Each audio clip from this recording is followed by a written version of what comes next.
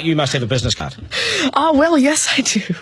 Thank you. You do? At 13, you have your own business card. Okay, that's a nice start. I'll get in touch with you later.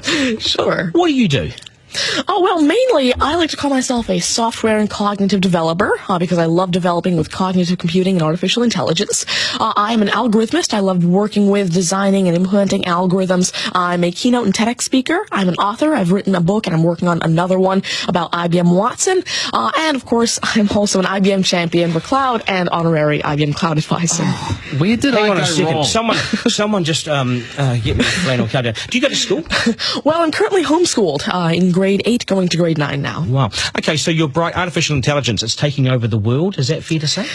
Well, you see, that's actually one thing that I believe a lot of people have, the sort of misconception that artificial intelligence is this technology that was made to replace humans at really everything we do, whether it be, our jobs or whatever we do at home every day. But really what I believe is that artificial intelligence was developed and is continuing to be developed for the sole purpose of really augmenting our life and amplifying our skills or capabilities and what we can do every day. But what about when the computers actually learn that they're better than us?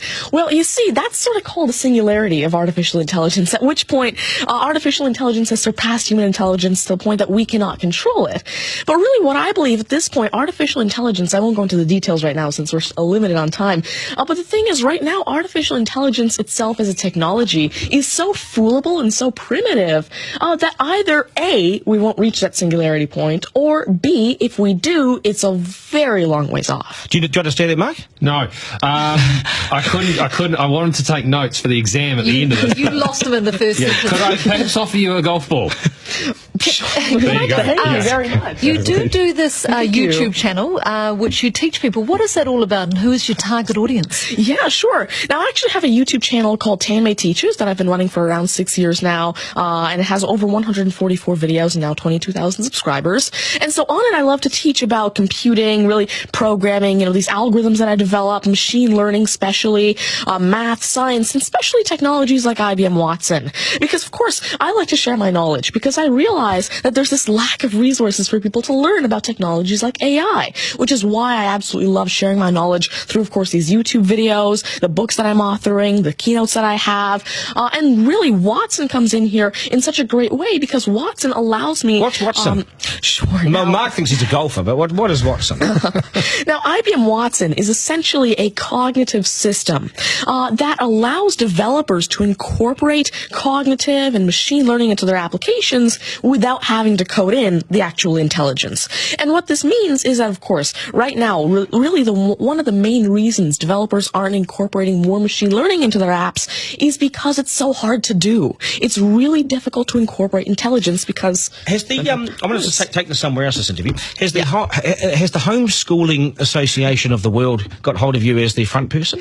Oh, well, there is actually a Homeschooling Legal Defense Association, I believe, HSLDA in Canada, and I actually had a keynote for them last year in Niagara Falls. You're the poster boy for homeschooling, aren't you? Well, I did have a keynote for them, and I talked a lot about the advantages of homeschooling and why it's great for kids who want to go into different and really targeted subjects. Okay, I want to get right down to business now. When did you realise you were bright and smart, and smarter than most? Well, I originally started coding when I was 5 with simple languages like Fox Pro and Batch. But eventually, at 9 years old, I had my very first iOS app accepted into the Apple App Store called T-Tables. But did your mum and dad do something to you between 0 and 5 that plugged you into the wall? What did they do to you? At 5 you were Are you smarter than your mum and dad, by the way? Oh, already? Well, I have... my dad used to work as a computer programmer, but he used to work with, simple, regular programming languages like Fox Pro, Batch, a little bit of C, etc. But you see, now I'm really interested in artificial intelligence and how it can actually be implemented on all these different platforms. You'd be a nightmare to teach. You'd be an absolute nightmare to teach, wouldn't you? Because you'll be smarter than the lecturers. I never even want to get in an argument with you, ever. But I would like to see you on a quiz show because I think you would nail that. Well, you see, there is one thing that I've been working on, and it's essentially an app called Ask Tanmay, an NLQA system.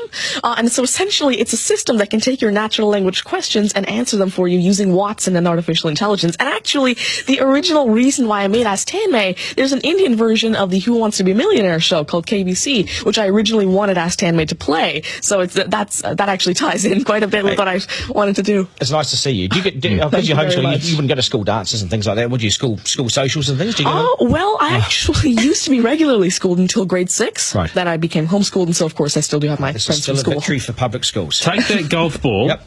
and bring it back to me when you've actually worked out a way in which it'll always go straight. Because I think you could do it.